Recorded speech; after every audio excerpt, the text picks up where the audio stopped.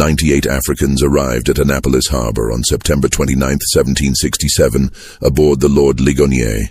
42 had perished during the crossing. Among the survivors was a 17-year-old Mandinka warrior who would spend the next 55 years refusing to forget his name. The records from Spotsylvania County, Virginia show a slave purchased that October, given the name Toby. But what those records don't show, what plantation ledgers deliberately omitted, and what family Bibles refused to acknowledge, was the systematic campaign to erase not just a man's identity, but the living memory of an entire culture. This is the story of how one African transformed the brutality meant to break him into a legacy that would outlast his captors. What you're about to hear has been obscured by 2 centuries of silence, and the truth is far more disturbing than anything you've been told. Before we continue with the story of the man who became known as Toby, make sure you're subscribed to Liturgy of Fear and hit that notification bell so you never miss stories like this. And we'd love to know. Leave a comment telling us what state or city you're listening from right now. The details of what happened next come from sources that took nearly 200 years to surface. The Gambia River cut through West Africa like a wound that never healed, carrying British ships deeper into the continent than any other waterway on that coast.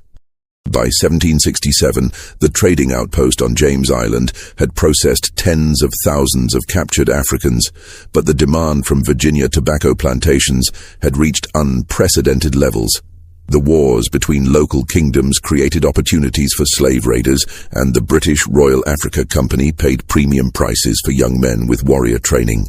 In the village of Jufieur, 2 miles from the British fort, the Kinte clan maintained their reputation as blacksmiths and holy men, despite the constant threat of raids. The Mandinka people had endured for centuries by mastering the art of appearing cooperative while maintaining their traditions in secret. They taught their children to be cautious near the river, to never venture alone into the forest, and to run at the first sight of the Slatis, African slave traders who worked for European buyers. Omoro Kinte understood these dangers better than most. As a blacksmith, he'd seen the iron shackles that bound captives for transport. He'd heard the stories of villages emptied overnight, of families torn apart, and sold to different ships. He taught his eldest son the traditional skills of drum making, not just as cultural preservation, but as practical knowledge. A young man who could craft instruments might be kept alive aboard a slave ship to maintain morale among the captives. The boy's name carried weight in Mandinka tradition. Kunta meant complete or whole, a name given to firstborn sons who were expected to carry on the family's legacy. At 17, he'd completed his manhood training, learned to hunt with a spear, and could recite his family's lineage back 7 generations. The village elders spoke of him as someone who would one day become a respected elder himself. On a morning in early July 1767, Kunta ventured into the forest near Jufieur to gather wood for drum making. The specific type of hardwood he needed grew 3 miles from the village, far enough to be dangerous, but close enough that many young men made the journey regularly. He carried no weapon. Mandinka warriors didn't hunt on sacred gathering grounds, and he moved with the confidence of someone who knew these paths since childhood. What Kunta didn't know was that British Colonel O'Hare's forces had arrived at James Island 3 days earlier, bringing orders for a large shipment of slaves to fill Virginia's labor shortage. The Lord Ligonier sat anchored offshore, its captain under pressure to fill the ship's capacity of 140 captives before the weather turned. The usual networks of African slave traders had been mobilized, paid bonuses for young males between 15 and 25 years old. 4 Slatees had been tracking Kunta since he left the village. They were professionals, men who'd perfected the art of ambush over dozens of successful captures. They knew to strike quickly, to overwhelm their target before any sound could alert nearby villages, and to bind captives so thoroughly that resistance became impossible. The attack happened with terrifying efficiency. The first blow came from behind, a wooden club striking Kunta's shoulder and driving him to his knees. Before he could cry out, hands clamped over his mouth while others pinned his arms. They moved with practiced coordination, binding his wrists with rope and wrapping cloth around his head to blindfold and gag him simultaneously. Within 90 seconds, Kunta went from free man to merchandise. The Slatees dragged him 3 miles to a holding area near the river, where 24 other captives sat chained in a temporary enclosure. Some were from Jufur's neighboring villages. Others had been captured weeks earlier and transported from inland regions. All showed the same signs of shock and terror. The sudden transformation from person to property happened so quickly that the mind struggled to process it. For 3 days, Kunta remained in that holding pen while the Slatees collected more captives. The conditions were deliberately brutal: minimal food and water, exposure to the sun during the day and cold at night, and the constant presence of guards who beat anyone who made excessive noise. The psychological impact was as calculated as the physical abuse. These men wanted captives who understood that resistance meant suffering, that cooperation was the only path to survival. When the Lord Ligonier's crew came to collect their cargo, they brought a British ship's surgeon named Dr. Thompson. His job was to inspect each captive for disease, injury, or defects that might reduce their value. The examination was methodical and dehumanizing, checking teeth, feeling muscles, examining bodies with the same attention a farmer might give to livestock. Of the 32 captives presented, he rejected 7 as unsuitable. Kunta passed the inspection. At 17 years old, he was exactly what Virginia tobacco plantations needed: young, strong, and trained in physical labor from years of blacksmith work. The British paid the Slatees in rum, textiles, and iron bars, standard currency for the slave trade. Kunta became property of Captain Thomas Davies, recorded in the ship's manifest simply as male, approximately 17 years, Mandinka origin. The journey from shore to ship happened in small boats that carried 10 captives at a time. British sailors handled this transfer with practiced efficiency, knowing that this moment, when captives first saw the massive ship that would carry them across the ocean, often triggered desperate escape attempts. They kept everyone shackled and moved quickly. Kunta's first sight of the Lord Ligonier revealed the scale of what was happening. This wasn't a raid on a single village. This was an industrial operation that had been refined over decades of practice.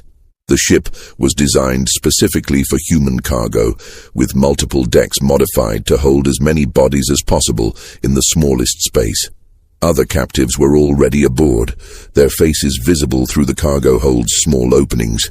The British crew herded the new captives below deck, where they encountered conditions that defied human comprehension. The slave deck measured approximately 5 feet high, forcing everyone to crouch or lie down. The space allocated for each person was roughly 16 inches wide and 6 feet long, barely enough room to lie flat. The heat was suffocating, the air thick with sweat and fear. Wooden platforms divided the space into 2 levels, effectively doubling the number of captives that could be packed into each section. The crew chained captives together in pairs, right ankle to left ankle, making independent movement impossible.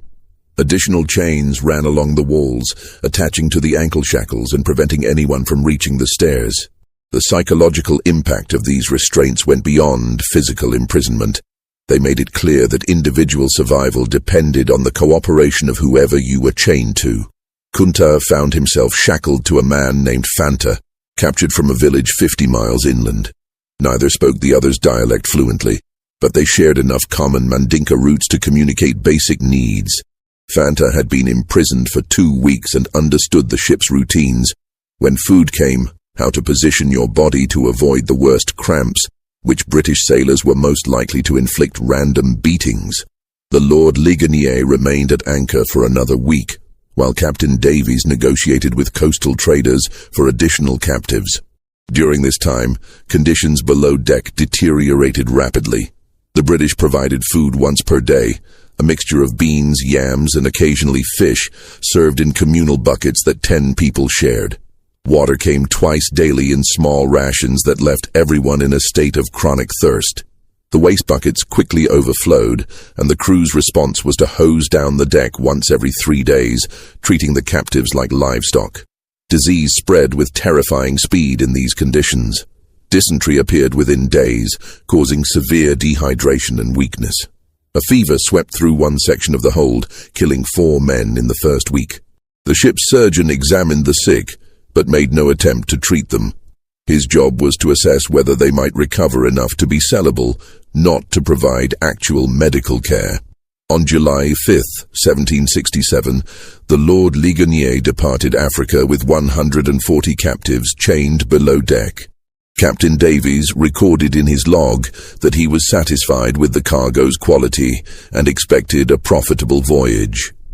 What he didn't record was the systematic brutality required to maintain control over that many desperate people trapped in nightmare conditions. The Middle Passage, the journey across the Atlantic from Africa to the Americas, typically took between 6 and 12 weeks depending on weather conditions. The Lord Ligonier's route would carry them past the Cape Verde Islands, then southwest across the ocean's widest point before catching the trade winds toward the Caribbean and up the North American coast to Annapolis. For the captives, the voyage became an endless cycle of suffering punctuated by brief moments on deck. British policy required bringing slaves topside once per day for exercise, 30 minutes of forced movement while still shackled, ostensibly to prevent muscle atrophy but really to reduce the death rate enough to protect profits. These moments provided the first opportunity for captives to communicate across language barriers and recognize the scale of their collective situation. Kunta's training as a warrior and his cultural education proved useless in this context. Everything he'd learned about courage, honor, and resistance meant nothing when you were chained in darkness with no weapon and no knowledge of where the ship was taking you. The psychological torment was methodical. Isolation from everyone who shared your language, uncertainty about your destination, and the physical weakness from minimal food and water that made clear thinking nearly impossible. But Kunta noticed patterns in the British crew's behavior. The sailors who brought food were less vigilant during rough weather. The deck exercise happened at the same time each day unless storms prevented it. The ship's surgeon rarely ventured into the holds between formal inspections. These observations meant nothing in terms of immediate escape, but they indicated that the ship's operations followed routines that could potentially be exploited. Other captives made similar observations. A man named Cuddy, who'd been a trader before his capture, understood some English from dealing with British merchants. He listened carefully to conversations among the crew and reported what he learned to those around him. The ship was bound for Naples, which some captives recognized as the Mandinka pronunciation of Annapolis. They would be sold at auction to work on tobacco plantations. The British expected most of them to die within 10 years from brutal labor conditions. This information created an impossible dilemma. Several captives discussed attempting a rebellion once enough of them reached the deck simultaneously, but the shackles made coordinated action nearly impossible, and the British crew was armed with muskets and cutlasses. Any rebellion that failed would result in immediate execution of everyone involved. The risk calculation was brutal: attempt escape and almost certainly die, or accept slavery with the slim possibility of eventual freedom. Kunta listened to these debates but didn't participate. His father had taught him that warriors choose their battles based on realistic assessment of victory chances, not on pride or desperation. Everything about their current situation made rebellion suicidal. But he filed away every detail about the ship's routines, every weakness in the British crew's procedures, every piece of information that might prove useful later. 3 weeks into the voyage, a fever swept through the hold with devastating speed.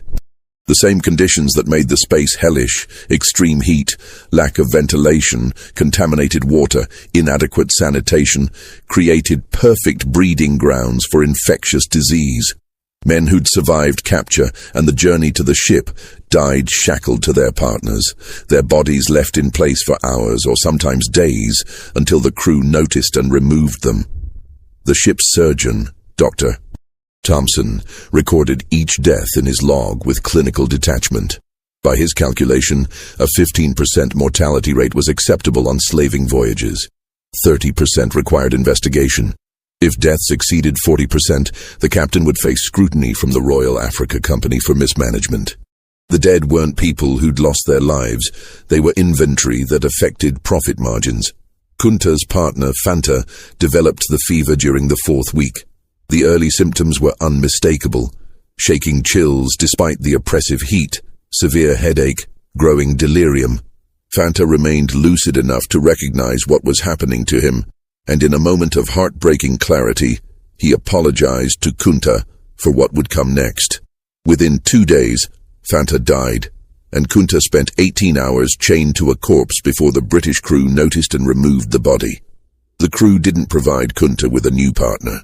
Instead, they shortened his ankle chain and attached it directly to the wall, giving him even less mobility than before.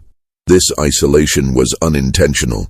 The crew simply hadn't captured enough slaves to replace all the dead, but it intensified Kunta's psychological torment. For weeks afterward, he existed in a state of near-total sensory deprivation, surrounded by suffering people, but unable to communicate meaningfully with anyone. Just when we thought we'd understood the full horror of the Middle Passage, the conditions aboard the Lord Ligonier grew even worse. The weather turned violent as the ship approached the Atlantic center, and what happened next would test every survivor's will to live. If you're finding this story as disturbing as we are, hit that like button to support our content. Share this video with someone who should hear this history, and subscribe to Liturgy of Fear. Let's continue with the nightmare that was still unfolding. The storm struck during the 7th week at sea. Atlantic storms in late summer tested even experienced ships like the Lord Ligonier. Captain Davies had crossed this route 24 times, but every voyage brought weather that could turn deadly within hours. The first signs came at dawn: a sudden wind shift, clouds building on the western horizon, an ominous drop in atmospheric pressure that made the air feel thick and oppressive. Davies ordered the crew to secure all cargo and prepare for rough seas. For the captives chained below deck, this preparation meant absolutely nothing changed. They remained shackled in the same positions, but now the ship began to pitch and roll with increasing violence. Men who'd been lying down were suddenly thrown against their chains as the vessel lurched sideways. The wooden platforms above their heads creaked and groaned, threatening to collapse under the shifting weight. The worst part was the water. Atlantic storms drive waves over the deck, and on slave ships, that water had nowhere to go except down into the holds through the small ventilation grates. Within hours, 6 inches of seawater sloshed back and forth across the slave deck, mixing with waste from the overflowing buckets and creating a toxic soup that captives couldn't escape. The shackles kept everyone pinned in place, while contaminated water washed over them repeatedly. Kunta had experienced tropical storms in Africa, but nothing prepared him for the helplessness of being chained during a maritime disaster. The ship would rise on a wave, pause at the crest, then plunge downward with enough force to lift chained bodies briefly off the wooden platforms before slamming them back down. The sounds were terrifying: timbers groaning under stress, crew members shouting orders overhead and all around him. The cries of men convinced the ship was sinking, and they would drown while shackled in the darkness. The storm lasted 4 days. During that time, the British crew made no attempt to bring food or water below deck. Maintaining their own safety took priority over preserving their cargo. The captives existed in a nightmare state of thirst, hunger, violent motion, and the constant fear that the next wave would be the one that broke the ship apart. Several men lost their minds during those 4 days, screaming continuously until their voices gave out, then continuing to scream silently with mouths open and eyes showing nothing but terror. When the weather finally cleared, Dr. Thompson descended into the holds to assess the damage. 18 more captives had died, some from injuries sustained during the violent motion, others from drinking the contaminated water out of desperate thirst, and a few from what appeared to be purely psychological collapse. The surgeon ordered the bodies removed and thrown overboard, then had the crew hose down the slave deck without bothering to move the survivors first. The Lord Ligonier's journey illustrated the precise calculations of the transatlantic slave trade. Captain Davies had departed Africa with 140 captives. The storm deaths brought the total mortality to 42, a 30% loss rate. This was higher than Davies preferred, but still within acceptable bounds for a voyage that encountered severe weather. The Royal Africa Company would calculate profits based on the 98 survivors, minus the operational costs of the voyage, and determine whether Captain Davies deserved a bonus or censure. For Kunta and the other survivors, the storm's end brought no relief. The reduced number of captives meant even less incentive for the crew to maintain basic hygiene in the holds. The bodies had been removed, but the contamination remained. Disease continued to spread, now complicated by infections from the injuries people had sustained during the violent motion. The ship's surgeon provided no treatment. His job was to monitor whether slaves would survive long enough to be sold, not to actually heal them. During the 9th week at sea, something shifted in Kunta's consciousness. The psychological weight of sustained trauma, isolation, and helplessness had been gradually eroding his sense of self. He'd watched men lose their minds, seen death become so commonplace that bodies being removed no longer triggered emotional responses, and felt his own identity begin to fragment under the relentless assault on his humanity.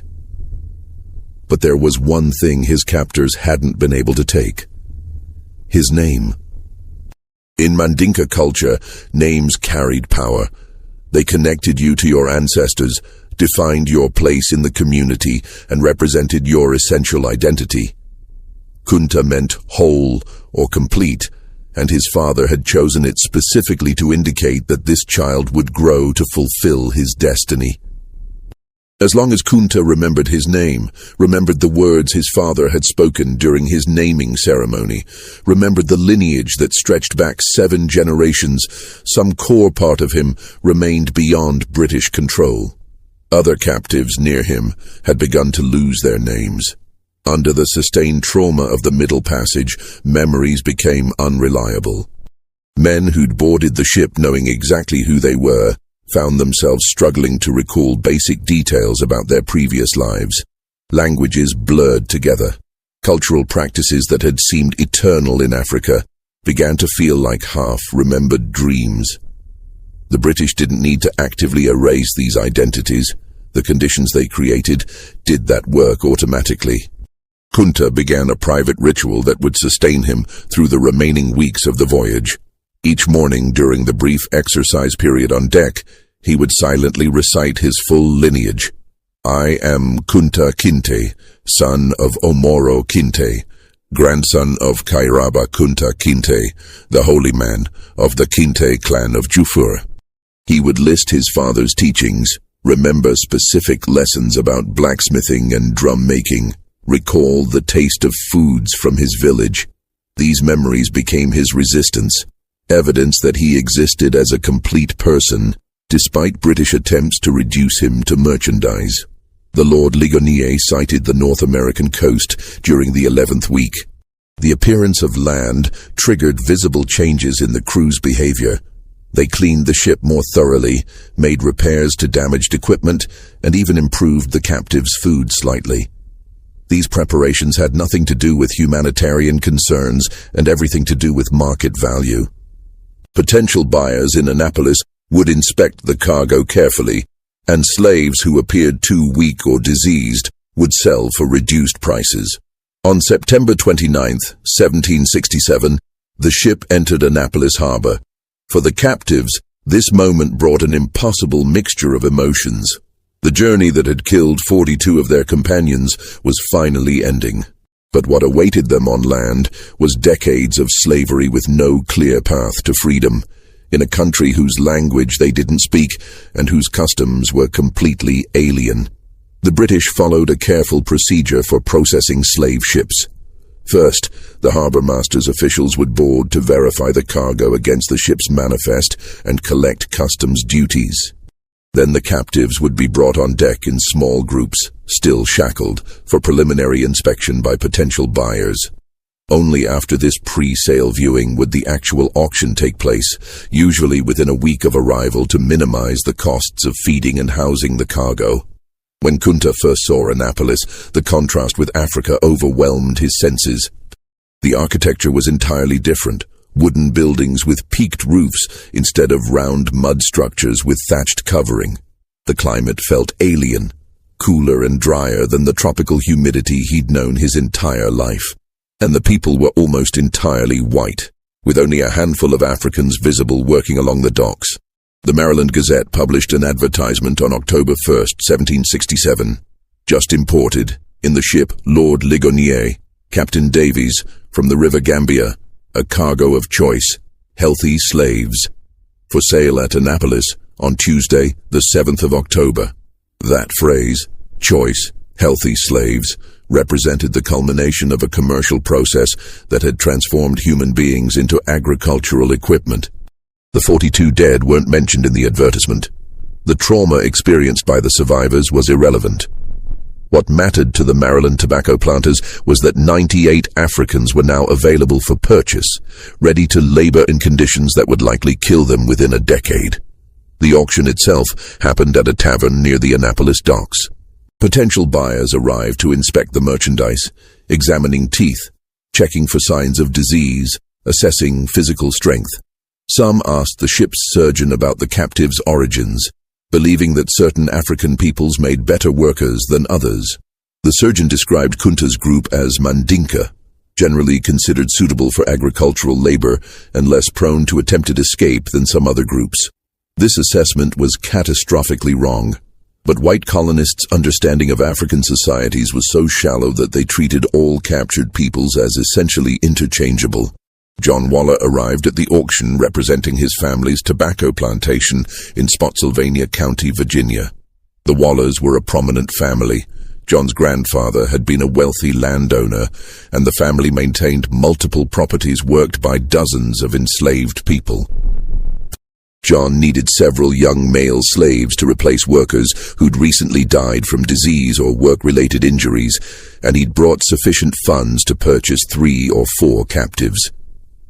When John examined Kunta, he saw exactly what he needed: a teenage male with visible physical strength, no obvious diseases, and the kind of compact build that suggested capability for sustained physical labor.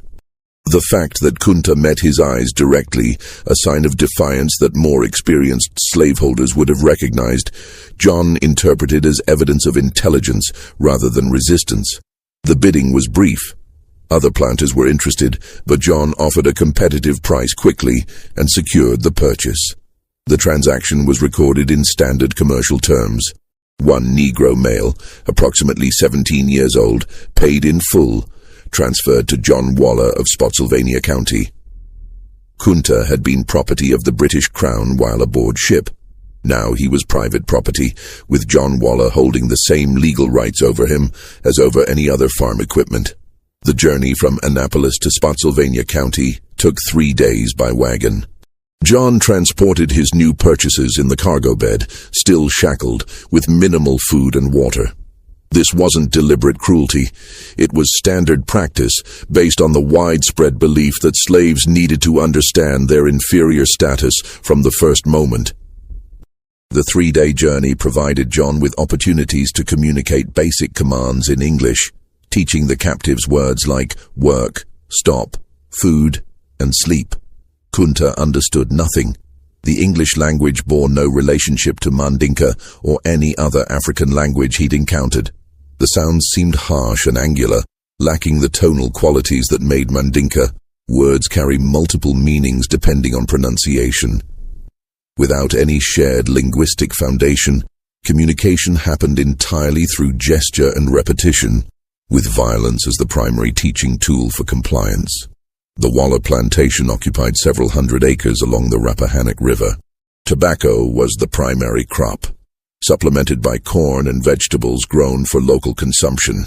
The labor force consisted of approximately 30 enslaved people, mostly African-born, with a few second-generation slaves who'd been born on the plantation. A white overseer named Connolly managed daily operations under John Waller's general supervision, and Connolly's approach to management relied heavily on intimidation and selective violence to maintain control. When Kunta arrived at the plantation, The enslaved community watched with the wary assessment of people who understood that new arrivals changed the social dynamics. Would these Africans be cooperative or defiant? Did they speak any common language with the existing workers?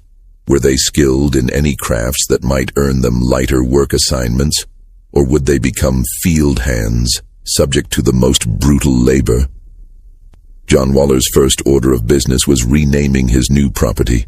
In his ledger, he recorded, "Negro male purchased Annapolis, October 1767, given the name Toby." This renaming wasn't arbitrary. It was a deliberate step in the process of transforming a person into a slave. African names were too difficult for white people to pronounce, supposedly, and more importantly, they represented cultural identity that needed to be erased.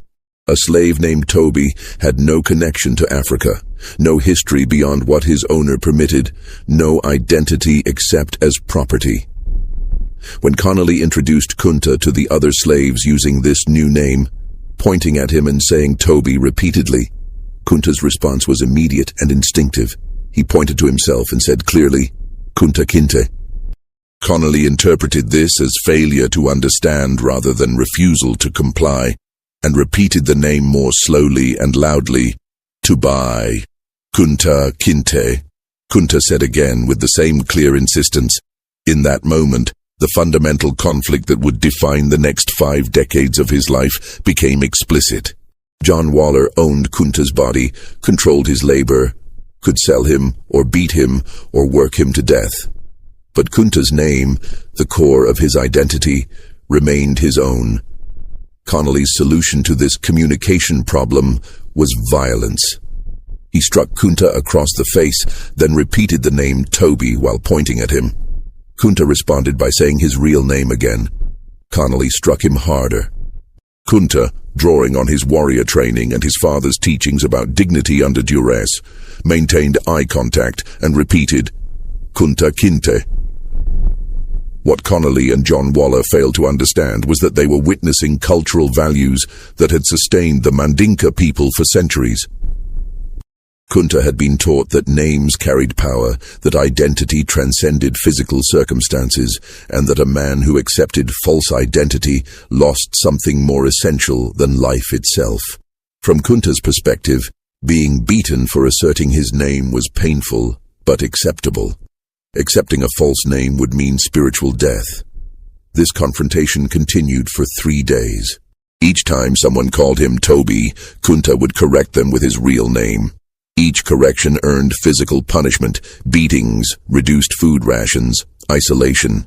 The other enslaved people on the plantation watched this conflict with mixed emotions. Some admired Kunta's courage. Others saw it as foolish resistance that would bring harsher treatment for everyone. An older enslaved man named Fiddler, who'd been born in Africa but had lived in Virginia for 40 years, approached Kunta during a work break. Speaking in broken Mandinka mixed with English, Fiddler tried to explain the reality of their situation. The white men owned everything, including the ability to determine names. Resistance on this point was futile and would only bring suffering. Better to accept the name Toby publicly while maintaining your true identity privately. But Kunta couldn't accept this compromise. His father had taught him that partial surrender to injustice inevitably led to complete surrender. If he accepted a false name even in public, he would be acknowledging the white men's power to define his identity. That acknowledgement would be the first step toward becoming the property they claimed him to be, rather than a person who was being held in unjust captivity. On the 4th day, John Waller brought Kunta to the plantation's main house for what he called a lesson in obedience. The process was systematic and deliberately public. Waller had Kunta tied to a post in full view of the other slaves, then explained through Connolly's translation what was about to happen. Kunta would be whipped until he accepted his new name. This wasn't punishment for specific misbehavior. It was an educational demonstration about the nature of absolute power. The whipping began with methodical precision. Connolly used a leather strap designed to cause maximum pain without inflicting injuries severe enough to reduce Kunta's value as a worker. After each strike, Waller asked the same question, "What is your name?" When Kunta responded, "Kunta Kinte," another blow fell. This torture continued until Kunta lost consciousness. When he revived hours later, chained in the quarters where enslaved people were housed, he found himself surrounded by other Africans who'd been watching the entire demonstration. Their faces showed a mixture of sympathy, fear, and resignation. They'd all been through similar lessons when they first arrived. They'd all learned that resistance led to suffering with no possibility of victory. But they'd also noticed something that John Waller and Connolly had missed. Despite the beating, Kunta had never once said the name Toby.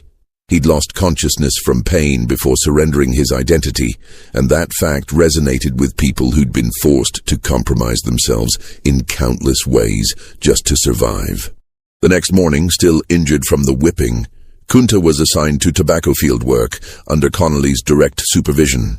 Tobacco cultivation in 1767 Virginia was brutally labor-intensive. The process required planting seedlings by hand, constant weeding, removing tobacco worms, topping the plants at the correct growth stage, harvesting leaves as they ripened, and hanging them in curing barns. Each step was time-sensitive and required knowledge that Kunta didn't have. Connolly's teaching method consisted of demonstrating an action once, then beating anyone who failed to replicate it correctly. By this logic, a slave who didn't understand English should learn quickly through pain association. The reality was that Kunta spent his first weeks in constant confusion, never quite certain what was expected, always one step behind the other workers who'd had years to learn the routines. But Kunta possessed something that his captors didn't recognize: the observational skills his father had taught him during blacksmith training.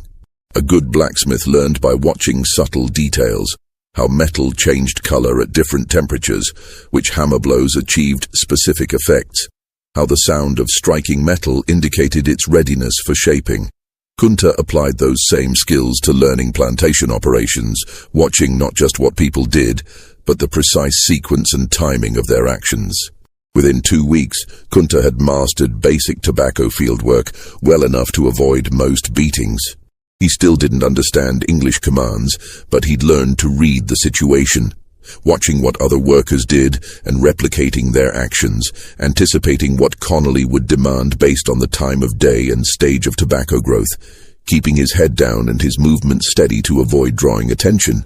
The other enslaved people began to recognize that this African newcomer was different. Most recently arrived captives existed in a state of psychological shock for months, moving through their work like automatons, barely aware of their surroundings. Kunta was clearly traumatized. His eyes showed the same 1,000-yard stare that everyone developed after experiencing Middle Passage horror. But he remained alert and engaged in a way that suggested his mind hadn't been broken. This psychological resilience came from the same source as his refusal to accept a false name: his father's teachings about maintaining dignity under oppression. Omoro had lived his entire life 2 miles from a British slave fort. He'd raised his children with the explicit understanding that their freedom was fragile and could be stolen at any moment. But he'd also taught them that inner identity, the knowledge of who you really were, could never be taken unless you surrendered it willingly. The weeks turned into months, and a routine emerged. Kunta worked in the tobacco fields from dawn to dusk, ate the minimal rations provided to enslaved workers, slept in the crowded quarters, and endured the casual violence that characterized plantation life. John Waller occasionally tested whether the whipping had been effective, calling Kunta Toby and watching for his response. Each time, Kunta would either remain silent or quietly correct with his real name, earning a cuff across the head, but never the severe beating that might reduce his ability to work. Waller found this behavior puzzling, but not particularly concerning. Some slaves took longer to break than others. As long as Kunta did his work adequately and didn't actively rebel, his refusal to accept his slave name was an annoyance rather than a serious problem. Waller assumed that time and sustained exposure to plantation reality would eventually wear down any resistance. What Waller didn't recognize was that every day Kunta maintained his name, he won a small victory against the system designed to destroy him. And other enslaved people on the plantation noticed those victories. They saw an African who'd survived the Middle Passage horror, endured whippings for refusing to surrender his identity, and somehow maintained his essential self despite everything slavery inflicted on him. As winter approached in late 1767, Kunta had been enslaved for 6 months, captured in July, transported across the Atlantic, sold in October, and worked through the tobacco harvest season. In Mandinka culture, he should have been celebrating his 18th birthday, taking on adult responsibilities in his village, perhaps being considered for marriage. Instead, he was property in a foreign country, doing agricultural work he'd never trained for, unable to communicate in the local language, and surrounded by people who'd been so thoroughly broken by slavery that most had forgotten resistance was even possible. But Kunta hadn't forgotten, and that fact would make what happened next both inevitable and terrifying. The story of Toby, the slave who refused his name, was about to take a turn that would shock even the hardened overseers of Spotsylvania County. But first, we need you to do something. If this story is giving you chills, share this video with a friend who loves dark mysteries, hit that like button to support our content, and don't forget to subscribe to never miss stories like this. Let's discover together what happens when a man chooses freedom over survival. Winter's arrival brought new horrors no one anticipated. Virginia winters in the late 1760s were harsh by the standards of someone raised in tropical West Africa. Temperatures dropped below freezing regularly, and the enslaved workers' quarters provided minimal protection from the cold. The Waller plantation, like most Virginia tobacco operations, didn't invest in adequate winter housing for slaves.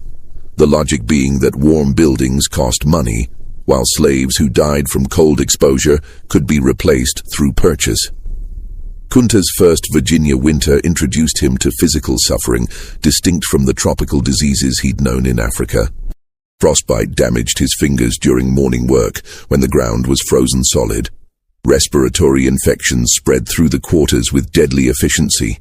Close quarters, poor ventilation, and inadequate clothing created perfect conditions for contagious illness.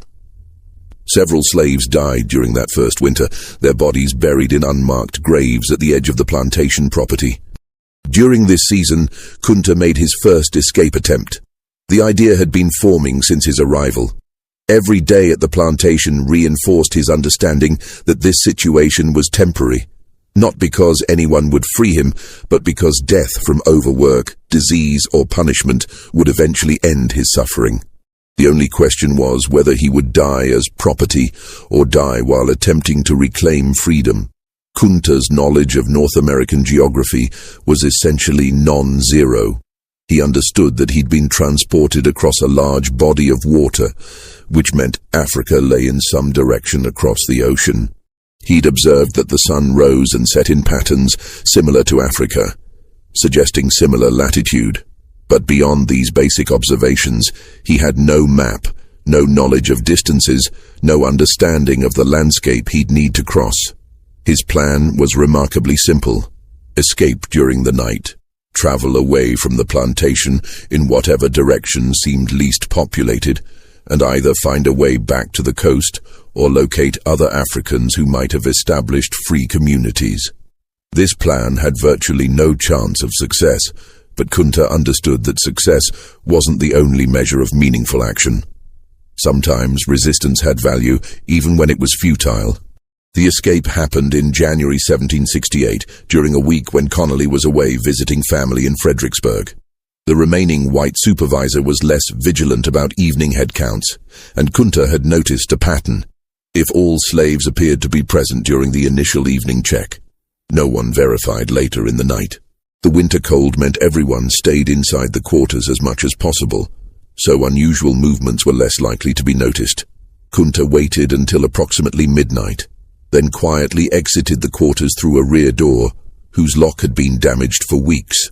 He moved carefully, knowing that dogs might be loose on the property, and that several white families lived within half a mile of the Waller plantation.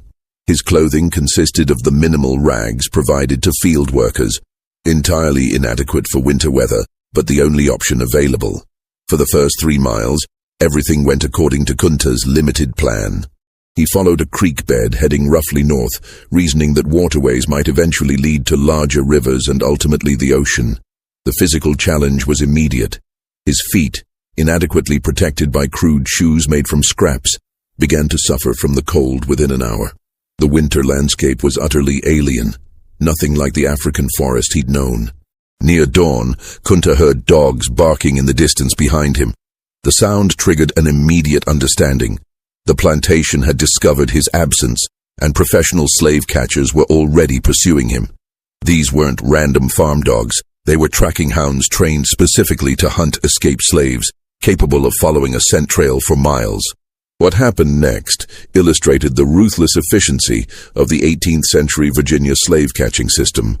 Connolly had returned earlier than expected and noticed Kunta's absence during the morning work call. He immediately contacted Thomas Matthews, a professional slave catcher who operated throughout Spotsylvania County. Matthews maintained a team of trained dogs and several assistants who specialized in tracking and recovering escaped slaves. Matthews' approach to slave catching was methodical. He started at the point of escape, let his dogs pick up the scent, and then followed at a steady pace that allowed the dogs to do most of the work. His payment structure was simple. He received a flat fee for successful recovery plus expenses. If the escaped slave resisted violently, Matthews was authorized to use whatever force necessary to ensure compliance, provided the slave survived in condition to continue working. Kunta had covered perhaps 8 miles when the dogs caught up to him.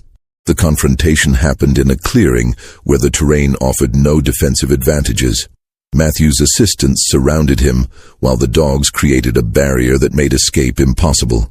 Through gestures and broken English, Matthews indicated that Kunta should return voluntarily. When Kunta didn't immediately comply, not from defiance but from incomplete understanding, Matthews ordered his assistants to restrain him forcibly. They bound Kunta's hands and attached a rope around his neck, then began the 8-mile walk back to the Walla plantation.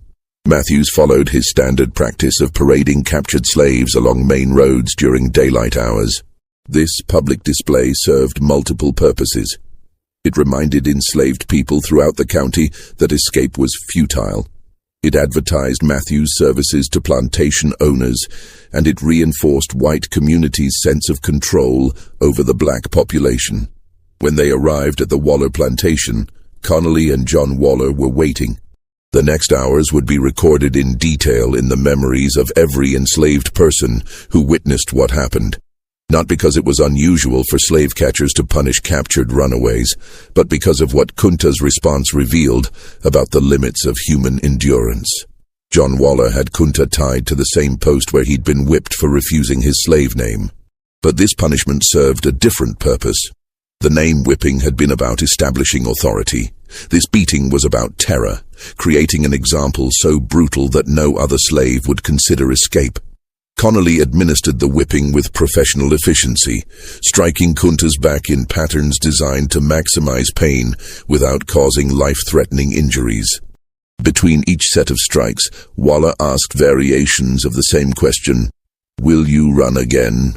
The expected response was immediate denial and begging for mercy. The reality was that Kunta, drawing on reserves of strength that defied rational explanation, remained largely silent throughout the beating.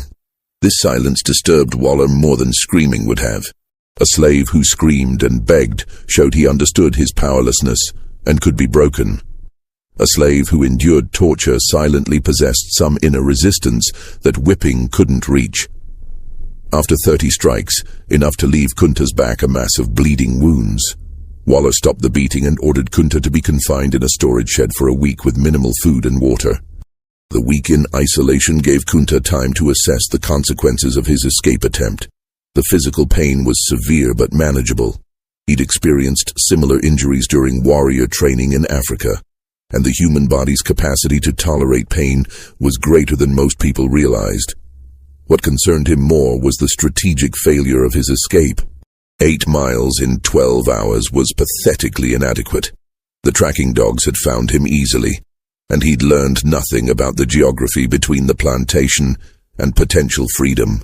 But the escape, had also revealed something important about the plantation system.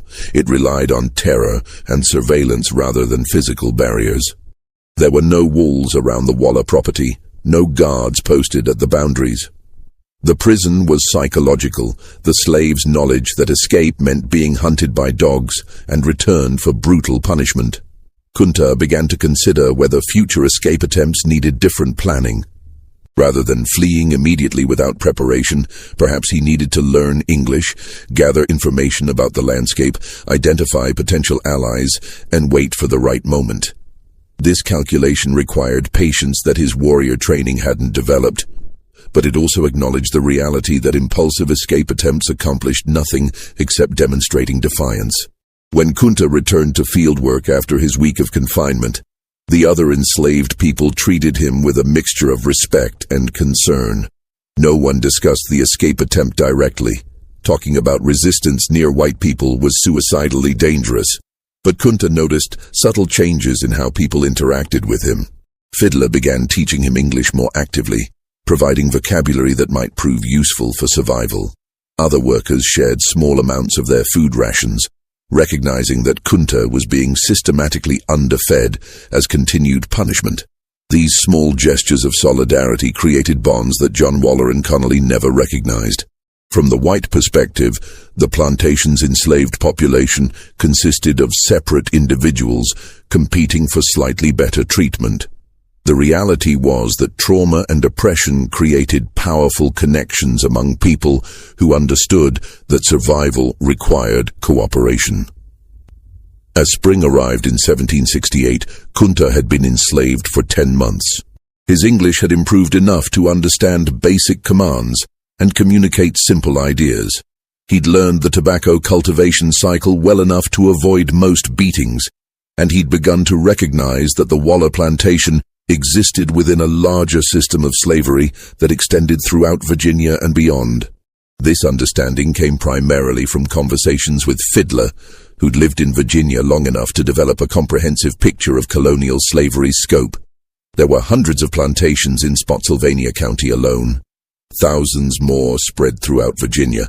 The entire regional economy depended on enslaved labor, tobacco, corn, wheat, livestock. White Virginians had created a society where enslaved Africans outnumbered white colonists in many counties. Yet they maintained control through systematic terror and the legal authority to inflict unlimited violence on black bodies. Fiddler also explained something that Kunta found initially incomprehensible. There were enslaved people who'd never seen Africa, who'd been born on Virginia plantations to parents who were themselves born into slavery. These second and third generation slaves grew up speaking English, practicing Christianity, and having no direct memory of African culture. From the white perspective, these people were ideal slaves. They had no alternative cultural framework and could be more easily controlled than African-born captives. This information forced Kunta to confront a disturbing possibility. Slavery wasn't a temporary condition that would end when enough Africans rebelled or when white colonists recognized the injustice. It was a permanent system designed to reproduce itself across generations. The children of enslaved people became property of their parents' owners. Freedom had no obvious path. In May 1768, Kunta made his second escape attempt. This effort showed slightly more planning than the first.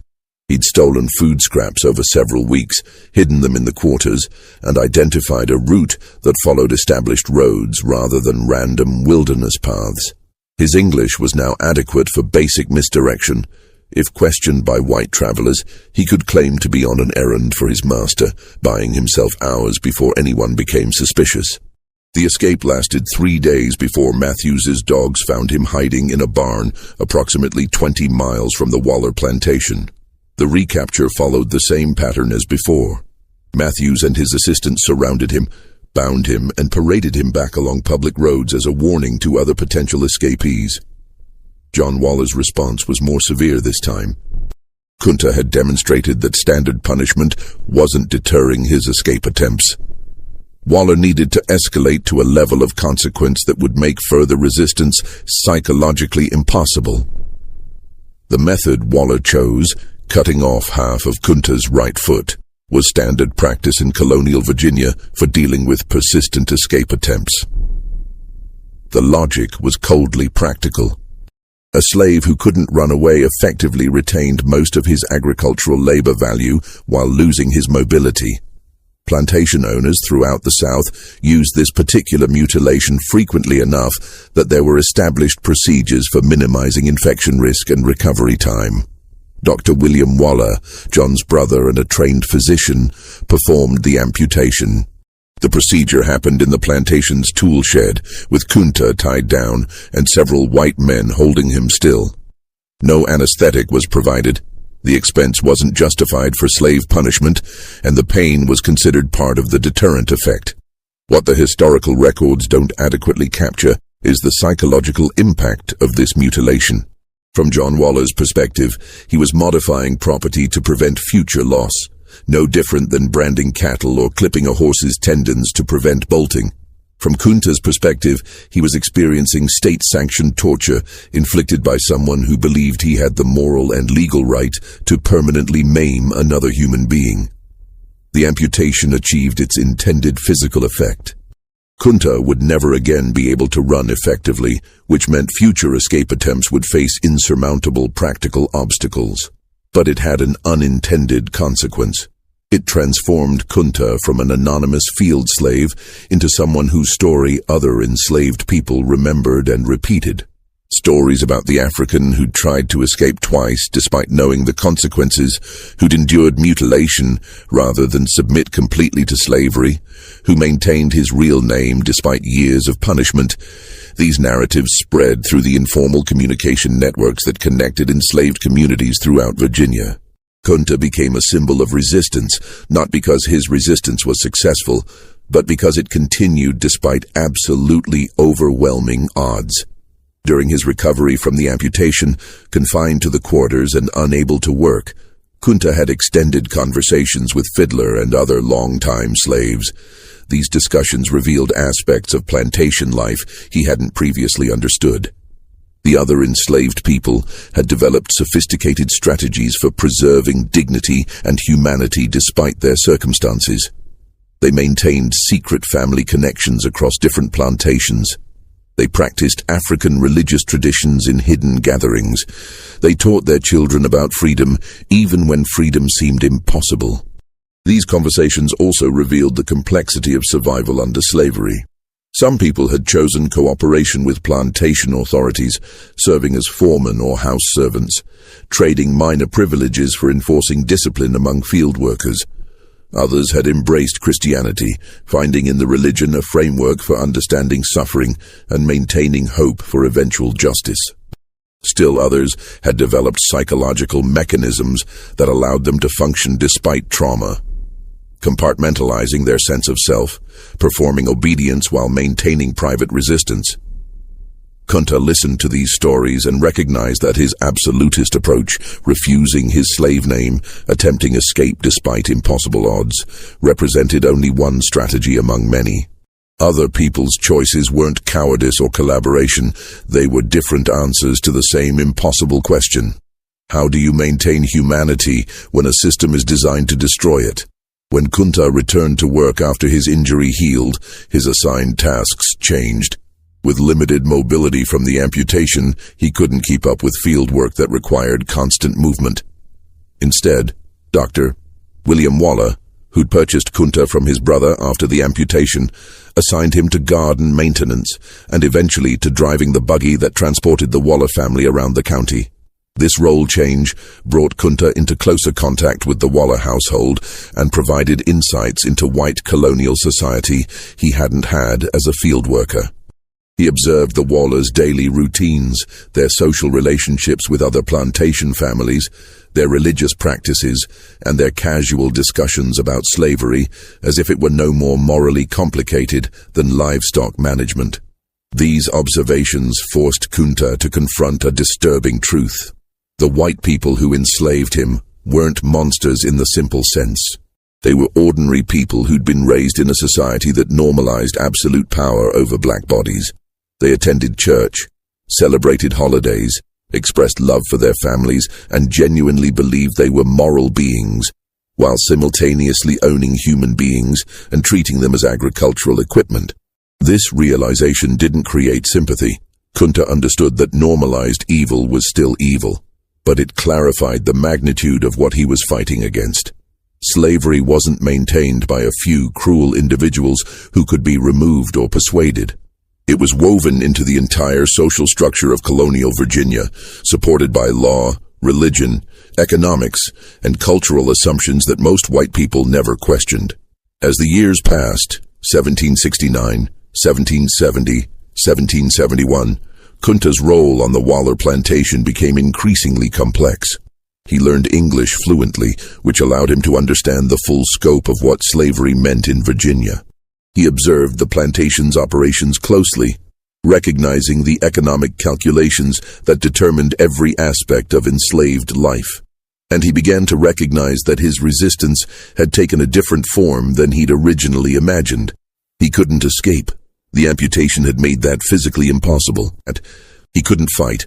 One man against an entire system backed by legal authority and unlimited violence had no chance. But he could maintain his identity, preserve his cultural knowledge, and pass that legacy to others. His name remained Kunta Kinte, regardless of what the Wallers called him. His identity as a Mandinka warrior remained intact, despite his enslaved status. During this period, Kunta developed a relationship with an enslaved woman named Belle, who worked as the Waller household's cook. Belle had been born in Virginia to African parents, and her life experience bridged the gap between African cultural memory and American enslavement. She spoke English as her primary language, but remembered African words her parents had taught her.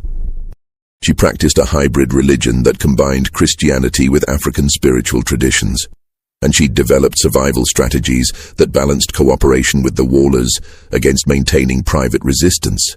Their relationship grew slowly over months of conversation in the plantation kitchen, where Kunta would wait while Dr. Waller conducted business inside the house. Belle recognized in Kunta something she'd rarely seen, an African-born person who'd maintained his essential identity despite years of brutal attempts to break him. Kunta recognized in Belle someone who'd found ways to preserve humanity in circumstances designed to destroy it. In 1772, Belle became pregnant with Kunta's child. This pregnancy represented a moment of profound significance for Kunta.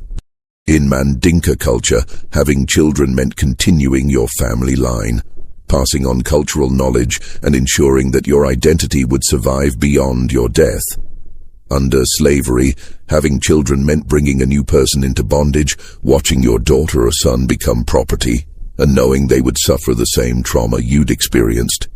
Belle's daughter, whom Kunta insisted on naming Kizzy, a Mandinka word meaning "you stay put," was born in 1773. Kunta approached fatherhood with the same determination he'd brought to maintaining his name. He would teach Kizzy African words, tell her stories about her grandfather Kunta Kinte, and ensure she knew that her real heritage extended beyond the plantation where she was born as property. This teaching happened in secret during moments when no white people were present to observe.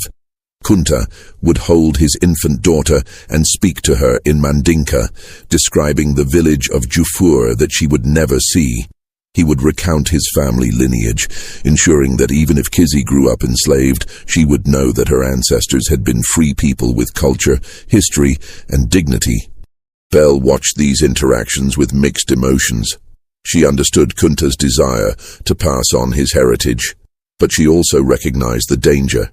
If the Wallers discovered that Kunta was teaching Kizzy African culture, they might sell the child to another plantation as punishment. Belle had already lost 2 infant children to such sales, and the trauma of those losses never fully healed. The tension between preserving cultural identity and protecting children from the worst consequences of slavery would define Kizzy's childhood.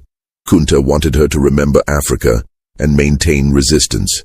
Belle wanted her to learn English perfectly, practice Christianity publicly, and develop skills that might earn her slightly better treatment within the plantation system. Both approaches came from love and from traumatic experience with slavery's brutal realities. As Kizzy grew from infant to child, Kunta taught her a vocabulary of African words: cow, river, harvest, guitar. These words had no practical use in Virginia, but they represented connections to a world beyond slavery. When Kizzy pointed to a river and said, "Kambi Bolongo," the Mandinka name for the Gambia River, she was speaking a language her enslavers couldn't understand and maintaining a cultural tradition they couldn't erase. In 1780, when Kizzy was 7 years old, something happened that would test everything Kunta had tried to teach her about identity and resistance. Missy Ann, the niece of Dr. William Waller, began visiting the plantation regularly and developed a friendship with Kizzy. Missy Ann was roughly the same age as Kizzy, and in the innocent way that children sometimes can, she saw Kizzy as a playmate rather than property. This friendship created a complicated situation. Missy Ann began teaching Kizzy to read and write, skills that were illegal for enslaved people to possess in Virginia. The law prohibited slave literacy specifically because educated slaves posed a greater escape risk and might forge traveling papers. But Missy Ann, operating from a child's limited understanding of slavery's implications, simply wanted to share her knowledge with her friend. Kunta and Belle faced an impossible decision. If they forbade Kizzy from learning to read, they would protect her from potential consequences if her literacy was discovered. But they would also prevent her from gaining knowledge that might someday prove useful. If they allowed the lessons to continue secretly, they risked catastrophic punishment if the Wallers learned about it. They chose to let Kizzy learn, with stern warnings to never reveal her literacy to any white person except Missy Ann. This decision would have devastating consequences. By 1785, Kizzy had reached her teenage years. She'd grown into a young woman who embodied all the contradictions of her position. American-born but raised with African cultural knowledge, enslaved but literate, aware of the plantation system's brutality, but never having experienced the Middle Passage horror her father endured. Her relationship with Missy Ann had continued, creating bonds of genuine affection that somehow coexisted with the fundamental inequality of their positions. During this time, a young enslaved man named Noah arrived at a neighboring plantation. Noah had been born in Virginia and was close to Kizzy's age. The two developed a relationship during church gatherings where enslaved people from multiple plantations were permitted to attend services together. This relationship, conducted under constant surveillance and with no privacy, represented the full complexity of love under slavery, genuine human connection existing within a system designed to prevent it. In 1786, Noah decided to escape. His plan was to reach Pennsylvania, which had begun gradual emancipation, and then somehow return to help Kizzy escape as well. This plan had virtually no chance of success. But Noah was young enough to believe that love could overcome systemic oppression. He asked Kizzy to write him a traveling pass, a document claiming he had permission from his master to travel for specific business purposes. Such passes were routine for enslaved people who had errands requiring travel between properties. Kizzy's secret literacy made her one of the few enslaved people capable of creating a convincing forgery. Kizzy understood the catastrophic risk. Writing a forged traveling pass wasn't just forbidden. It was a serious crime that would result in brutal punishment and likely sale to another plantation. But Noah argued that without the pass, his escape attempt had no chance, while with it, he might actually reach freedom. And Kizzy, at 16 years old and in love, made the choice to help him despite knowing the potential consequences. Noah's escape attempt failed within 2 days. Slave catchers found the forged pass in his possession and traced the handwriting to Kizzy. When Dr. William Waller learned that his enslaved cook's daughter could read and write, and had used that literacy to assist an escape attempt, his response was immediate and unforgiving. Kizzy was sold to a trader who specialized in transporting slaves to plantations in North Carolina. The sale happened within 24 hours of the discovery, specifically to prevent Belle and Kunta from attempting any intervention. One day, Kizzy was living with her parents on the Waller plantation. The next day, she was property of a stranger, being transported several hundred miles away, with no possibility of contact with her family. For Kunta and Belle, this loss represented the culmination of every nightmare slavery had threatened. They'd raised a daughter, taught her about dignity and identity, and watched her grow into a young woman capable of remarkable courage. And then the system they'd been fighting against for decades demonstrated its ultimate power. It could take their child, and they were legally powerless to stop it. Kunta's response to this loss would define the final decades of his life. He'd endured capture in Africa, survived the Middle Passage, withstood repeated beatings, maintained his identity despite constant pressure, and even accepted the amputation of his foot, rather than completely submit to slavery. But losing Kizzy to a forced sale broke something in him that previous trauma hadn't touched. The historical records show that after Kizzy's sale, Kunta became increasingly withdrawn. He continued his work as Dr. Waller's buggy driver, maintained his dignity, and never forgot his name. But friends among the enslaved community noticed changes, longer periods of silence, less engagement with the small resistances that had characterized his earlier years, a kind of resigned acceptance that the system he'd been fighting would ultimately win. This psychological shift wasn't surrender in the simple sense. Kunta never accepted that slavery was justified or that he deserved his status. But he'd learned through unbearable experience that maintaining identity and resisting oppression didn't prevent the system from inflicting the worst possible suffering, losing your children to a commercial transaction. The years continued with grim inevitability. Kunta worked, aged, and watched as the plantation system refined itself. Virginia's tobacco economy expanded. More Africans arrived through the slave trade. Second and third generation enslaved people grew up knowing no other life, and the white colonial society that depended on this system developed increasingly elaborate justifications for why enslaved people deserved their status. In 1810, Belle died from complications of pneumonia, one of many diseases that spread through enslaved quarters due to inadequate housing and medical care. Kunta continued working for another 12 years, until age and accumulated injuries made even light labor impossible. In 1822, at approximately 70 years old, Kunta Kinte died on the Waller plantation, still enslaved, never having returned to Africa or gained his freedom. The plantation records show his death recorded as Toby, age approximately 70, died of natural causes.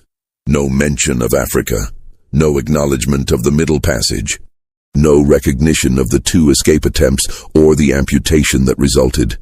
Just a brief note documenting that property had been lost and needed to be replaced.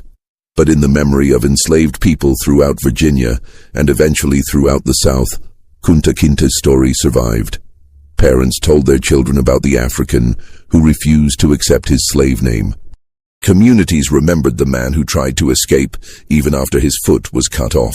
And those stories became part of a larger oral tradition that preserved African cultural memory despite slavery's systematic attempts to erase it. Kizzy, sold to Thomas Lee's plantation in North Carolina, survived into the 1850s. She bore a son named George, conceived through rape by her enslaver, who became known as Chicken George due to his assigned duties managing cockfighting birds. George would eventually gain his freedom, and his children would live to see slavery's legal end in 1865. Through 7 generations, Kunta Kinte's name and story were passed down through oral tradition, surviving when written records were destroyed or never created. In the 1960s, a descendant named Alex Haley began researching his family history, tracing connections back through documents, census records, and eventually to Jufure in Gambia, where oral historians called griots remembered stories about a young man named Kunta who was captured around 1767 and never seen again. The book Haley published, Roots, the saga of an American family, would introduce Kunta Kinte's story to millions of readers worldwide. It would spark renewed interest in African American genealogy, force conversations about slavery's lasting impact, and help establish that enslaved people weren't just victims, but individuals who'd maintained identity and resistance despite overwhelming oppression. But the core of that story, the truth that America never wanted confronted, wasn't about eventual triumph or redemption. It was about a 17-year-old African warrior who was captured, transported across the ocean, and enslaved for 55 years, who tried to escape twice and lost part of his foot as punishment, who taught his daughter about freedom she would never experience, who maintained his name and identity despite systematic attempts to erase both, and who ultimately died as property on the same plantation where he'd spent most of his enslaved life. The horror of Kunta Kinte's story isn't that it was exceptional, it's that it was ordinary. Hundreds of thousands of Africans experienced similar trauma during the transatlantic slave trade. Millions of enslaved people lived and died under similar conditions. The system that destroyed Kunta Kinte's freedom operated legally, with religious sanction, and with widespread support throughout colonial and early American society for nearly 3 centuries. What makes Kunta Kinte's story significant isn't that he successfully rebelled or escaped or found freedom. It's that despite everything slavery inflicted on him, he never forgot who he was. His name remained Kunta Kinte. His identity as a Mandinka warrior remained intact. And he passed that knowledge to his daughter, who passed it to her son, who passed it through generations until it reached the present day. That continuity, the preservation of identity across centuries of trauma, represents a form of resistance that slavery's architects never fully defeated. They could enslave bodies, control labor, inflict unlimited violence, and separate families through forced sales. But they couldn't completely erase the knowledge that enslaved people had been whole human beings before capture, that they possessed cultures and histories that predated slavery, and that their identities transcended the property status white society imposed on them. This story shows us something essential about the American experience. This nation was built on a foundation of systematic brutality that treated human beings as agricultural equipment. The tobacco, cotton, sugar, and rice that drove economic development came from enslaved labor under conditions so horrific that describing them fully remains difficult 2 centuries later. And the legal, religious, and cultural systems that white Americans created to justify this brutality continue to shape American society long after slavery's formal end. Kunta Kinte's legacy isn't comfortable or redemptive. It's a reminder of what was stolen, what was survived, and what can never be fully repaired. His story forces confrontation with historical truth that many would prefer to forget, that the country proclaiming all men are created equal simultaneously operated the largest slavery system in the Western Hemisphere, and that the effects of that contradiction echo through generations. So what do you think of this story? Does knowing the full truth about slavery's reality change how you understand American history? Do you believe a person who maintained his identity despite everything has achieved a kind of victory? Or is that just romanticizing unbearable suffering? Leave your thoughts in the comments below, and let's have a real conversation about why these stories still matter. If this history gave you chills, hit that subscribe button and notification bell so you never miss stories like this. Share this video with someone who needs to understand what really happened during America's slavery era. And remember, this isn't ancient history. The last person born into slavery died in the 1970s. These events are shockingly recent, and their effects are still with us. Thanks for watching Liturgy of Fear. See you in the next video.